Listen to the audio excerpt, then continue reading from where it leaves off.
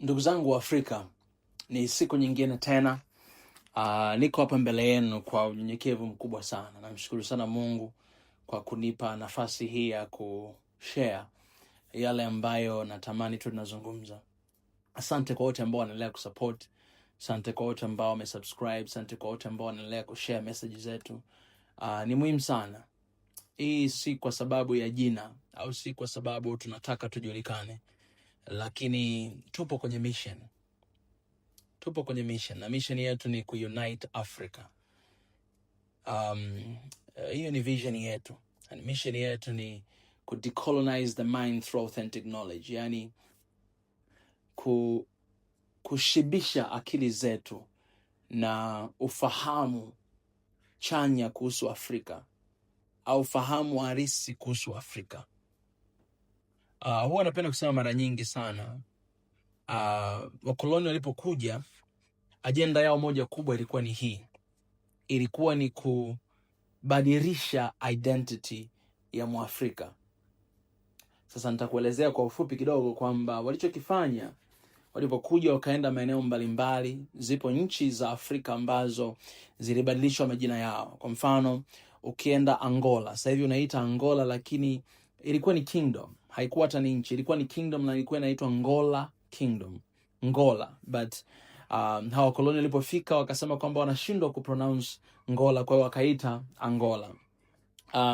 Ukienda nchi ya Burkina Faso. Burkina Faso ilikuwa ina jina ambalo nimeshalisahau ambalo walilitaja, lakini Thomas Sankara alipokuja akabadilisha akaita Burkina Faso. Burkina Faso ni combination ya lugha mbili tofauti kutoka katika makabila mawili tofauti ya Burkina Faso, ikiwa inamaanisha the land of an upright man. Kwa hiyo akabadilisha hivyo na vitu vingi vikabadilishwa pale. Lakini pia ukienda Zambia hii nchi ilikuwa inaitwa Nzambi Enzi. Nzambi Enzi maana yake ilikuwa inaitwa ni kama God who reigns, if I'm not mistaken. Naweza nikawa nimesahau kidogo, lakini ni God who reigns, something like that. Ila wakabadilisha wakaita Zambia kwa sababu walikuwa hawana uwezo wa kupronounce Nzambi Enzi. Na hiyo Nzambi Enzi inatokana na mto Zambezi ambao unatokea Kongo na vitu kama hivyo. Lakini wakabadilisha. Lakini ukiangalia Zambia, Zimbabwe na Malawi, nchi hizi zote tatu waliziita Northern Rhodesia, right? Northern Rhodesia wakiwa na maana kwamba yani kuna mtu anaitwa John Rhodesia ndiye aliyegundua maeneo haya, kwa hiyo akaziita hizi nchi zote tatu kwa jina lake mwenyewe. Sijui kama unanielewa. Yani how messed up mindset is that? Kwamba mtu anaamua kuita nchi tatu kwa jina lake mwenyewe. Maanake yani ni mmiliki wa hizo nchi. Ukija huko Zambia, kuna mji mmoja mkuu wa zamani wa Zambia. Sasa hivi unaitwa Livingstone. Lakini ule mji ulikuwa unaitwa Mosi Oa-Tunya City. Ndio ulikuwa ni mji mkuu wa Zambia, ambako huko pia ndio kuna zile Victoria Falls ambayo jina lake la kwanza lilikuwa linaitwa Mosi Oa-Tunya Falls. Sio, unaelewa? Lakini David Livingstone alipokuja akaamua kuita yale maporomoko Victoria Falls. Kwa nini? Kwa kuana malkia wa Uingereza wakati huo Victoria. Lakini pia mji mzima umeitwa kwa jina la huyo. Mpaka leo ukienda Zambia unakutana na Livingstone City. Unajiuliza sasa, si wa Afrika tuna shida gani? Kwa nini mlishindwa kubadilisha? Na nikauliza, nilipokuwa nikauliza, nikasema kwa nini mnaitwa, kwa nini Mosi Oa-Tunya? Unajua maana Mosi Oa-Tunya? Mosi Oa-Tunya maana yake the smoke that thunder. Kwa nini? Kwa sababu yale maji maporomoko yanapomwagika chini, unaona smoke inakuja nje, inatoka nje. Kwa ni smoke that thunder. Smoke, unaona yani ni kama vile kuna mvua kubwa inanyesha, lakini ni maporomoko tu ya maji. One of the beautiful and most attractive heritage of Africa. Leo linaitwa kwa jina la Malkia Victoria wa Uingereza ambaye alishakufa zamani, na city inaitwa kwa jina la David Livingstone mpaka leo. Kwa nini mjabadilisha? Some Zambian wakawa niambia kwamba anasema, bwana, unajua hii ni historia, lazima tukue. Nikasema, what kind of history is this? Kwa sababu the original name ya pale mahali haikuwa Livingstone, ilikuwa ni Mosi Oa-Tunya. Kwa hiyo ndio historia. Kwa hiyo unakuta kwamba ukombozi wa kifikra unahitajika sana kwa Afrika. Ukija hata hapa Tanzania, kutana na Ziwa Victoria. Naamini Ziwa Victoria ilikuwa liitwa Ziwa Victoria. Nilikuwa nafuatilia historia. Kuna wengine wanasema ilikuwa inaitwa Ukerewe Lake. Kuna wengine wanasema ilikuwa linaitwa, kuna namna fulani ya Kisukuma unaita ziwa, nimesahau wanahitaji, lakini hivyo ndio unaitwa. Wasukuma nisaidieni kwenye comment section. Lakini leo, mpaka leo bado tunaita Victoria Lake. Kwa nini? Kwa sababu kuna mtu mmoja alikuja kugundua, amesema amegundua, akaliita ili ziwa ambayo ni heritage yetu kwa majina ya Malkia Victoria wa Uingereza. Sasa sio kosa kwao kufanya hivyo, sio kosa kwao. Naomba niseme tena, sio kosa kwa wazungu kuja na kufanya hivyo. Kosa lipo kwa Waafrika. Ndio maana juzi nikaposti nikasema, adui wa Afrika ni Mwafrika, kwa sababu mpaka leo bado tunakumbatia, na watoto wetu wanazaliwa wanajua hivi vitu vinaitwa kwa majina ya Victoria, yanaitwa kwa majina ya Livingstone, badala kuwajulisha ya kwamba ina maana gani. Na majina mengi ya vitu vyetu wa Afrika yana maana, yana maana. Hata majina ya watu tunayowapa yana maana fulani. Okay, ukienda Nigeria, nilikuwa niko kule mwaka uliopita, unakutana na mtu kama my best friend anaitwa Ikechukwu Opalaigwe Ikechukwu. Unajua maana ya Ikechukwu? Maana ya Ikechukwu ni God's power, Mungu mwenye nguvu. Mimi nilipoenda nikapewa pia jina la Kinigeria, naitwa Chinedu. Chinedu ni jina la Kinigeria ya Igbo ambayo inamaanisha God reigns. That is Chinedu. God leads, God guides. Umeona? Na majina mengi ya kule yote yanamaanisha Mungu fulani, Mungu fulani. Hata hapa Tanzania, hata nchi nyingine, ukienda Kenya, majina yetu, majina ya mahali petu, majina ya heritage zetu yamebeba maana fulani ambayo ni nzuri, imebeba asili fulani. Nilikuwa niko surprise nilipoona maana ya nchi ya Zambia. God reigns, Nzambi enzi. Nzambi ni God, enzi ni enzini. So it basically means God reigns. Yani nchi ya Zambia inamaanisha Mungu anayetawala. Imagine. Sasa haya ni majina ambayo yalibadilishwa ili kwamba identity ya Mwafrika ipotee. Ikishapotea tuwe confused, kwa sababu hauna identity tena. So kwa hiyo uko confused. Yani hujui hata historia yako. Historia unayofahamu ya Afrika ni kuanzia ukoloni, haufahamu vitu vilivyotokea kabla ya hapo. Kwa hiyo unashindwa kuendelea. You can never develop without knowing your history. Sio ili kwamba udwell in the history, yani hauwezi kuendelea bila kujua historia yako. Kwa nini tunatakiwa tujue historia? Ili tusaidie tuangalie wapi tulikosea na tunafanyaje sasa hivi kujikomboa kifikra. Kwa hiyo ndio maana mission yetu ni kudecolonize the mind, kwa sababu mind zetu bado ziko kule zamani, bado ziko hapa kufikiria hapa na hapa, na tunashindwa kuangalia mbali kwamba ukombozi wa kwanza ambao unatakiwa kufanyika Afrika ni ukombozi wa kifikra. Sababu huo ndio ukombozi ambao unaenda katika kila nyanja na unaharibu kila kitu. Matokeo tunayoyaona leo Afrika inaendelea ni kwa sababu ukombozi wa kifikra ukufanyika mahali fulani. Sasa tusipoangalia kwa makini na kukubali na kufanya hatua ya kubadilisha, tutaishia hatua ambayo sio njema sana. Sasa kuanzia leo natamani kuongea series fupi kuhusu politics, yani siasa, lakini episode inayofuata nitazungumza kuhusu leadership. Halafu nitakuja kucompare hivi viwili ili tupate kuelewa politics na leadership ni nini. Na ili tuwe kwenye page moja imebidi niandike kabisa. Imebidi niandike ili tuende kidogo kidogo, kwa sababu mimi ninaamini katika mabadiliko ya Afrika. Naamini katika mabadiliko ya kifikra. Naamini katika maendeleo ya Afrika. Nina tumaini kubwa sana juu ya Afrika. Lakini kila kitu kinaanza na ufahamu. Mtu unapofahamu, fikra yako inafunguka. Ikishafunguka unajua ni nini cha kufanya. Ila kama ufahamu, wengi hapa naweza ngauliza hizi, siasa ni nini? Siasa ni nini? Mimi sipo kwenye siasa. Sijawahi kufanya siasa. Ila niko very interested na siasa, kwa sababu siasa inasimamia, inatengeneza maisha yetu ya kila siku. Siasa ina run maisha yetu ya kila siku. Sasa umesikia msemo mwingi kwamba siasa ni mbaya, siasa ni chafu, siasa sio nzuri. Na huu mtazamo umekuwa very embedded in our hearts, kwamba watu wanaogopa hata kuwaza au kusema kuhusu siasa.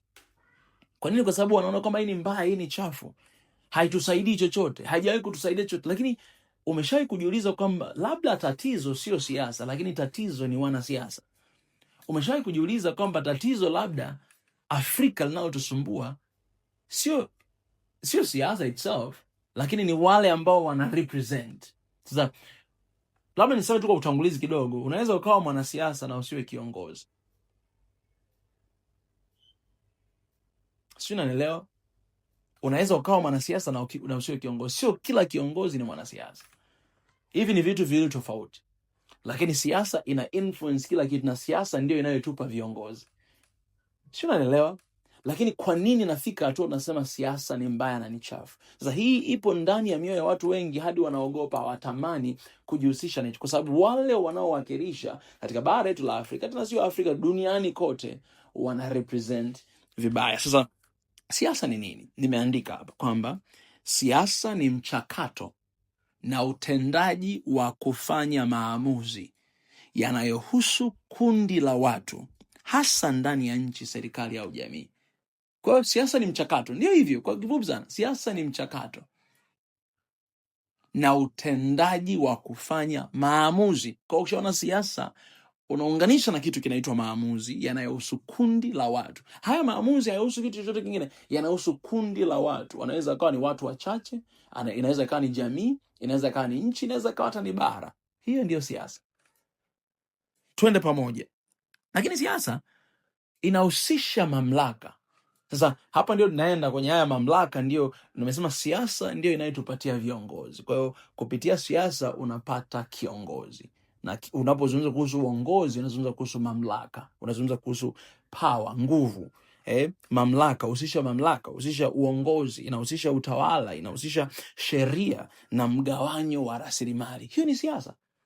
Kwa mtu anayesema kwamba mimi sitaki kusikia kuhusu siasa, maana yake hautaki kujihusisha na mamlaka na uongozi na utawala na sheria na mgawanyo wa rasilimali. Hiyo ni siasa. Kwa ukiangalia hapa, mgawanyo wa rasilimali ni kila kitu ambacho tunavyo katika bara letu la Afrika. Kwa ukitoa siasa, hatuna hivi vitu. Ni very important. Siasa ni kitu muhimu sana katika bara letu la Afrika. Kwa maneno mafupi sana, naweza nikasema siasa ni namna ya watu wanavyojipanga. Namna ya watu wanavyojipanga, wanavyowachagua viongozi na kuamua jinsi jamii inavyopaswa kuendeshwa. Sio, unanielewa? Politics ni namna ya watu wanavyojipanga. Kwa hiyo sisi tunaweza tupo kundi cha watu fulani au jamii au nchi au bara, tunajipanga na tunachagua viongozi wetu kupitia uchaguzi. Tunachagua kwamba okay, huyu ni kiongozi ataniongoza, huyu ni kiongozi, au kwenye kampuni tukachagua kwamba okay, tukapiga kura, huyu atakuwa ni HR, huyu atakuwa fulani, unajua na kuamua jinsi. Kwa hiyo sio tu kujipanga, sio tu kuchagua, lakini kuamua. Kwa hiyo imeinvolve na watu kujipanga kwanza, kujiorganize, lakini cha pili watu kuchagua. Yani mmeshajiorganize, cha kwanza, cha pili ni kuchagua, na cha tatu mnaamua. Kwa nini? Kwa sababu umechagua. Kwa nini? Kwa sababu umejipanga, umechagua na unaamua jinsi gani jamii unataka inapaswa kuendeshwa. Hiyo ni siasa. Mpaka namaliza hii, ufahamu wako utakuwa umefunguka sana na kuwaza kwamba kumbe siasa ndivyo ilivyo. Sasa hiyo ni siasa, lakini tuangalie mwanasiasa ni mtu wa namna gani. Kwa hiyo ni very simple. Siasa na mwanasiasa. Mwanasiasa ni yule mtu ambaye ana practice siasa. Kwa hiyo hivi vyote tunavyofanya sasa vinageuka kuwa okay, huyu ni mtu ambaye ana practice. Kama ni inahusisha kujipanga, kuchagua viongozi na kuamua jamii unataka iendeshwaje. Sasa tuna mwanasiasa mwenyewe, ambaye mwanasiasa ni mtu anayehusika kikamilifu na siasa, hasa katika kuongoza nchi au jamii. Huyu ni mwanasiasa. Ni mtu anayejihusisha kikamilifu na siasa. Nimeshaelezea siasa hasa katika kuongoza nchi au jamii fulani. Huyu ni mwanasiasa. Kwa hiyo wanasiasa wanaweza kushika nyadhifa za umma, kugombea uchaguzi, kutunga sheria, kuunda sera za umma na kuwakilisha maslahi ya wananchi. Hiyo ndio nilikuwa naisubiria. Sasa hawa wanasiasa ambao wanajihusisha na siasa na kuongoza jamii ya watu fulani, hawa wanasiasa wanaweza wakashika nyadhifa mbalimbali za umma. Sasa kumbuka, siasa ni kujipanga. Tumesema ni kujipanga, kuwachagua viongozi ili waweze kuiendesha jamii fulani. kwa namna fulani. Kwa hiyo watu wamekaa wamejipanga, wamechagua viongozi, wanasema mtatuendesha kwa namna fulani. Sasa hao waliochaguliwa wanaweza kujihusisha na nyadhifa mbalimbali za umma, ndio hao viongozi, kugombea uchaguzi, kutafuta ridhaa ya kugombea, kutunga sheria ambazo sisi tunaishi nazo kila siku, sheria ambazo zinaweza zikakupiga kwenye upande wa negative au zikakupiga kwenye upande wa positive. Mimi nimeshapitia vyote. Hizo sheria zinatungwa na wanasiasa. Very important. Siasa ni very important. Ni kitu cha, sio kitu cha kuignore hata kidogo. Ni kitu cha kufa na kuishi.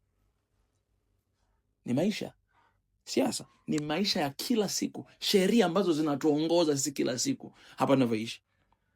Kutunga sheria, kuunda sera za umma, policies mbalimbali, vitu ambavyo vinaifanya taifa letu, linafanya bara letu lifike mahali fulani, ni siasa. Na kuwakilisha maslahi ya wananchi, very important.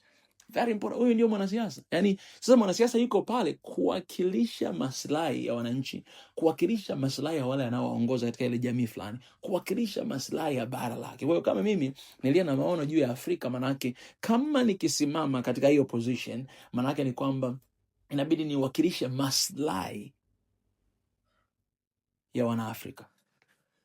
Tena sio kipindi hicho. Sasa hivi mimi nasema hili ndio vision yangu, iunganisha Afrika, naipenda Afrika, maana sasa hivi inabidi niwakilishe matakwa, maslahi ya Waafrika. Na haya ninayosema ni maslahi ya Waafrika. Kwa hiyo sio kuhusu kuwakilisha maslahi yangu binafsi. Kwa hiyo siasa, it has nothing to do with selfishness. Politics, it has nothing to do with selfishness. Ni kuwakilisha. Tena ni kuwakilisha maslahi ya wananchi. Sasa manake sitaweza kuwakilisha maslahi ya wananchi kama sijui maslahi ya wananchi ni yapi. Kwa lazima nijue maslahi ya wananchi, wananchi wanataka nini, hao jamii nayoongoza inataka nini, ndio naenda ninaiwakilisha wapi? Kwenye vyombo vya kutunga sheria na vitunga sera. Sasa pale sera ninavyoandika, ninajua wananchi wanataka nini, kwa naandika kile wanachotaka wananchi, sio kile ninachotaka mimi. Kwa hiyo it has nothing to do with me. Politics haina kitu to do with me. It has everything to do with na ile jamii ambayo ninaiongoza. Kuwakilisha maslahi ya wananchi. Sasa nikuulize swali, je, Afrika hichi kinafanyika na wanasiasa wetu wa Afrika? Nakumbuka wanasiasa ni kwenye level ya nchi, kwenye level ya jamii, kwenye level ya kikundi cha watu fulani. Hapa sizungumzi kuhusu uongozi, nazungumza kuhusu wanasiasa. Episode nyingine ndazungumza kuhusu uongozi, alafu wewe utajipima kwamba wewe je, unataka kuwa mwanasiasa au unataka kuwa kiongozi au unataka kuwa vyote. Utajipima wewe upo kwenye kundi gani? Wewe ni mwanasiasa au wewe ni kiongozi? Je, unawakilisha maslahi ya wananchi? Ni very important. Afrika lazima tulitambue hili. Afrika lazima tuamke. Afrika lazima tusimamie hili, kwa sababu tunaweza tukawa tumechukua tu mifumo ya watu halafu hatujui. Kuna siku tutajua kuongelea hapa democracy. Democracy ni nini? Ili tufahamu, tujue kwamba sio vitu ambavyo tunakopi tu na kupaste. Tunasema tuna practice lakini havipo. Matokeo yake yanakuwa mengine. Kwa hiyo tutakuja kuzungumza hii na tutakuja kuzungumza, je, inafanya kazi Afrika au haifanyi? Kama haifanyi tufanyeje? Hizi ni conversation ambazo tunaweza kuwa nazo kwa ajili ya maslahi mapana ya bara letu la Afrika. Sasa kwa kifupi, huyu mwanasiasa ni nani? Mwanasiasa ni mtu anayefanya kazi serikalini, cha kwanza, au anayelenga kupata madaraka ya kisiasa ili kufanya maamuzi yanayoathiri jamii. Sasa mwanasiasa ni mtu ambaye anaweza kufanya kazi serikalini. Ni mtu ambaye anaweza kufanya kazi mahali popote pale. Sasa mimi naweza nikaa na organization yangu na mimi ni mwanasiasa. Kwa hiyo au ninatafuta madaraka ya kisiasa, na nimeshasema ili kufanya maamuzi yanayoathiri jamii. Maana yake ni kwamba siasa au mwanasiasa, kila maamuzi ninayofanya directly yanaenda kwa jamii na yana impact. Kwa sababu mimi I'm involved with the society. Group ya watu fulani, society au nchi au bara. Manake kila uamuzi ninaofanya kama mwanasiasa, kwanza si present maslahi yangu binafsi, manake ni maslahi ya wale ninaoongoza, na kama nikiyafanya hayo maamuzi maslahi wale ninaoongoza, manake yanaathiri jamii moja kwa moja. Sasa kama nikifanya na sio yanayowakilisha wananchi, manake yanaathiri jamii moja kwa moja, negative. Sasa mwanasiasa kumbe tunakuja kuona kwamba anaweza akayathiri jamii negative au anaweza akayathiri jamii positive. anaweza kuathiri jamii negative wapi? Pale anapoenda na kuwakilisha maslahi yake binafsi badala ya kuchukua maslahi ya wananchi. Maanake anakuwa na ajenda zake binafsi, harepresent ajenda za jamii anayoiongoza. Sasa mmoja versus watu 10 naoongoza, siwezi nikawa please kwa ajenda yangu mwenyewe, lakini kichukua ajenda za watu 10 nikaziwakilisha, nikafanya, nina chance kubwa sana ya kuwa please hao watu, nina chance kubwa sana ya kubadilisha maisha yao. Sasa kinachotokea kwamba matokeo yanatokea negative kupitia siasa ni kwa sababu wapo watu ambao ni wanasiasa Afrika ambao wana represent ajenda zao binafsi, ambayo matokeo yake ni negative. Lakini inawezekana kusimama kama mwanasiasa, kupresent ajenda za watu ninaowawakilisha, na ikaleta athari chanya kwenye jamii, nchi na bara linaloongozwa au kampuni pia inayoongozwa. Sasa kuna maana ya kimsingi, bado naendelea kuzungumza kuhusu jambo hili la politics. Siasa ibidi niandike. Sasa kimsingi siasa inahusisha nguvu, mamlaka na udhibiti. Sasa hapa ndio tunaanza kwenda kutofautiana kidogo. Nguvu, mamlaka na udhibiti.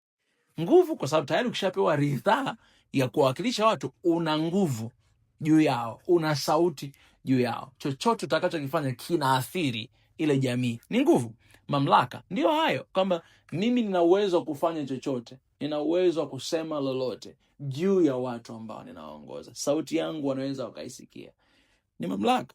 Na udhibiti kwamba hichi kifanyike, hichi kisifanyike. It involves lakini pia hulenga kushinda nafasi za madaraka, ushawishi na kutawala.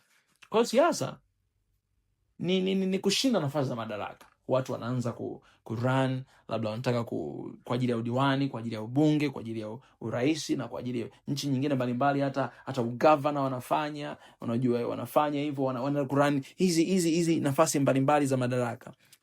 Lakini pia hulenga kushinda nafasi za madaraka, ushawishi na kutawala. Pia kutawala yani kuwa kiongozi juu ya watu fulani. Lakini mara nyingi huendeshwa na maslahi, ushindani, mazungumzo na mikakati. Hii siasa huendeshwa na maslahi, nimeshakwambia, maslahi ya wale unaowaongoza. Umeona ushindani kati ya pande mbili. Kwenye siasa lazima kuwepo kuna ushindani. Huwezi kufanya siasa alafu uko peke yako. Kuna ushindani wa left and right. Kwa hiyo kuna ushindani, alright? Mazungumzo na mikakati. Mazungumzo kwa sababu ni nguvu ya hoja. Alright, hayo mashindani sio ya kupigana vijembe, sio ya kutukanana. Mara nyingi nimekuwa nawaambia watu wangu, sababu kwa nini mimi sipo kwenye vyama vya siasa hapa nyumbani ni kwa sababu siwezi kufanya siasa ambayo ni ya kutukanana. Siwezi nikasimama kwenye majukwaa alafu nikasema, yani mimi ajenda yangu ni kusema chama kingine cha siasa. Siwezi fanya. Ajenda yangu inabidi kutamka hoja zangu. Yani kama nitakuja kuwa mwanasiasa na kusimama na siasa, then itabidi niwe kwenye position ambayo nitazungumza hoja zangu, nini nataka kufanya. Kwa hiyo wewe nitukane utakavyo, fanya chochote utakavyo, sita kutukana, sita kusemea neno lolote, sita hata point vitu ambavyo unavifanya wrong. No, nitazungumza, nitasimama na kusema nini nataka kufanya juu ya watu wangu, juu ya nchi yangu. Hiyo ndio sababu sio kwenye siasa. Siasa inabidi iwalete watu pamoja kwa nguvu ya hoja. Ushindani wa mazungumzo, nguvu ya hoja. Unaweza ukasimama hapa na pale tukasema hivi na hivi, mimi naenda kufanya hivi na hivi. Utafanyeje unachosema utaifanya? Utafanya kwa muda gani? Utafanya kwa mwaka mmoja, ndani ya mwaka au ndani ya siku 100 utafanya hivi na hivi na hivi. Uhalisia uko wapi? Nionyeshe strategy. Utaanzia wapi? Utafika wapi? Utoe kila kitu ambacho unaweza kukifahamu. Hiyo ni nguvu ya hoja. Kama hauna hoja, haujui kwamba utaweza kufanya hivi ndani ya miaka 5, siwezi nikakuamini ukawa mwanasiasa juu yangu, ukawa kiongozi juu yangu. Siwezi nikakuamini. Sasa hiyo ndio siasa ambayo natamani Afrika ifikie. Na Afrika hatuko huko bado. Afrika tuko mahali ambapo tunatukanana kwenye stages. Tupo kwenye mahali ambapo tunafungana magerezani. Tupo kwenye mahali ambapo yani haturuhusu ushindani wa hoja. Sasa Afrika tukifika hapo mahali tumepona. Kwa sababu sio yani nguvu ya hoja, sio physical power, ila ni nguvu ya reasoning na hoja. Umeona? Na mikakati unaenda kufanya nini kama mwanasiasa? wewe kama mwanasiasa, wewe katika nyanja yote unaenda kufanya nini? Na hii mikakati with details ikionyesha kwamba hapa taanza, hapa tafika, hapa tafika, hapa tafika, hapa ndipo takapoishia. Motivation ya siasa au msukumo wa mwanasiasa katika siasa ni kwamba how do I gain or maintain or protect power? Sasa hapa ndipo utofauti mkubwa unapoanzia kati ya siasa na uongozi. Kwamba unaweza ukawa ni mwanasiasa, siasa inaweza ikakusaidia wewe kufika mahali ambapo unataka kufika na kuwa kiongozi, lakini kuna mahali utafika utahitaji uongozi ili uendelee. Siasa ni kama chombo, itakufikisha mahali fulani, lakini kuna mahali ukifika lazima uchange, ubadilike na uwe kiongozi ili uendelee. Sasa motivation au msukumo wa siasa ni huu: napateje, nitapateje, nitaendelezaje au nitalindaje mamlaka. Sasa kwa Kiingereza nasema vizuri sana, nimeandika vile tu kwamba how do I gain, maintain and protect power. Sasa hapa ndipo mabadiliko yanapoanza kutokea na watu wengi. Mabadiliko tofauti kati ya mwanasiasa na kiongozi. Kwa sababu kiongozi anajiuliza hivi, how can I serve better? Ninawezaje nikatumika better, vizuri, bora kwa ajili ya hawa watu ambao wamenichagua ninawaongoza. Siasa anawaza ninawezaje kumaintain, nawezaje kuishikilia dola, ninawezaje kuyalinda mamlaka, nawezaje nikapateje tena. Taelezea kwa mapana sana nitakapokuwa naongelea kuhusu uongozi. Politics pia, siasa, mara nyingi watu huonekana kama wapiga kura, wafuasi au namba. Mara nyingi kwao watu wanaonekana tu kama wapiga kura, tunapiga kura fulani, namba fulani au wafuasi. Kwa hiyo siasa yani kimsingi haijali sana kuhusu watu wale ambao wanawasaidia. Yani hawajali. Kama unafanya siasa, kama ni mwanasiasa, jiulize vizuri. Yani kama hauna elements za leadership, maana yake yani unawatumia watu. Yani kwa msingi siasa inawatumia watu. Namba ngapi? Okay. Wafuasi wangapi? Kwa hiyo yani haujali chochote kitakachowapata watu, haujali. Kwa sababu unachojali ni namba, ni wafuasi wangapi, unachojali ni wapiga kura. Ni pale tu wapiga kura. Kwa hiyo ndio maana unaona kwamba wakati mwingi ukiangalia Afrika, nyakati nyingi za uchaguzi kwenye bara la Afrika, mambo mengi sana yanatokea. Kwa nini? Kwa sababu kuna joto. Watu wanatafuta wafuasi, wapiga kura wangapi, nipate watu wangapi. Ila sio kwamba mnajaliwa, hamna, mwezi kujaliwa. Ila uongozi sasa. Uongozi mimi sana nitazungumza, niachana hiyo. Uongozi una sehemu yake. Kiongozi. Na nazungumza kuhusu real leaders. Na viongozi ambao tunasema viongozi. Siasa ni hivyo, haijali kuhusu watu. Napiga kura, wafuasi na namba tu. Kwa hiyo mtazamo wa muda katika siasa pia ni ushindi wa muda mfupi. Yaani uchaguzi, umaarufu, kuendelea kubaki madarakani. Ndio siasa. Ni uchaguzi, ni ushindi wa muda mfupi. Haujali kuhusu muda mrefu, ni ushindi wa muda mfupi. Kwamba I will run today. Yaani inatumika ule wakati ambapo na uhitaji. Nikishapata ule uhitaji inaisha hiyo. Hiyo ni siasa. Lakini pia siasa inaweza kuathiri, kupunguza misingi ya maadili ili kufikia malengo. Sio kila mara, lakini ni jaribu lililopo. Yaani hili ni jaribu ambalo linawakumba sana wanasiasa na wale wanaofanya siasa, kwamba inaweza kuathiri au kupunguza misingi ya maadili ili kufikia lengo. Lakini pia matokeo ya siasa ikifanywa vibaya inaweza ikambadilisha mtu kabisa ambaye yuko kwenye nafasi ya kuongoza. Kabadilisha kabisa. Siasa hutafuta nafasi, uongozi utafuta kusudi. Sasa kama wewe ni mwanasiasa unatafuta nafasi, unataka upate nafasi. Kama wewe ni kiongozi unatafuta kusudi. Kusudi, Afrika ina kusudi gani? Kusudi langu mimi kuwepo hapa duniani kusudi gani? Ndicho nitakachokitafuta. Ila siasa inatafuta nafasi. Siasa huuliza nani ana mamlaka? Wewe kama nani? Kwa kumaliza, niseme tu, unaweza ukawa mwanasiasa ila usiwe kiongozi. Nilianza na hiyo. Unaweza ukawa mwanasiasa lakini usiwe kiongozi. Mataifa mengi hapa Afrika, duniani kote, na taasisi kubwa haziteseki kwa sababu ya siasa. Zinateseka kwa sababu ya maongozi. Kwa unaweza ukaona yani kwamba nimekudefainia kutokea mwanzo siasa ni nini na inafanyaje kazi. Lakini hapa mwishoni nimejaribu kuconclude kwamba mateso yanayoonekana kwenye makampuni, kwenye taasisi, kwenye bara letu la Afrika si kwa sababu ya siasa. Ni kwa sababu ya uongozi. Kwa sababu as much as siasa ina nguvu sana, inaweza kambadilisha mtu ikatengeneza hivi na hivi na hivi, lakini bado maongozi yana sehemu yake. Kama maongozi yako bora, basi siasa itamezwa. It is very sad, na hii nasema kwa huzuni kubwa sana moyoni, kwamba katika bara letu la Afrika tunaona siasa inachukua nafasi sana. Vijana wanachukia siasa, sema siasa ni ulaghai, ni uongo. Watu wanasema vitu waende kufanya, wengi wanaumizwa, na ni haki yao kuumia, kwa sababu siasa ina affect maisha yetu ya kila siku. Maisha yetu hayawezi kuwa the same. Siasa ikiwa chafu, maisha yanaharibiwa. Lakini tumaini lipo kwa Afrika. Tumaini lipo kwa unayenisikiliza. Unaweza ukafanya siasa na pia ukawa kiongozi bora kabisa, kama ukijua the fine line. Kuna mahali siasa inaenda inakoma, alafu mahali uongozi unaanza. Uongozi uko kuanzia pale mwanzoni mpaka huko mwisho, ila siasa iko pale mwanzoni na kuna mahali inafika inakwama.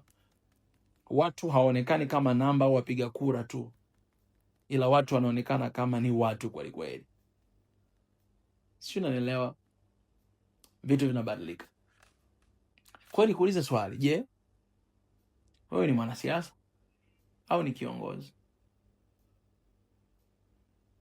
Je, tufanyeje ili siasa ifanyike vizuri hapa Afrika? Je, Afrika tuna wanasiasa au tuna viongozi? The next episode tutaongea kuhusu uongozi, alafu ta compare vyote viwili. Subscribe. I'll see you in the next one.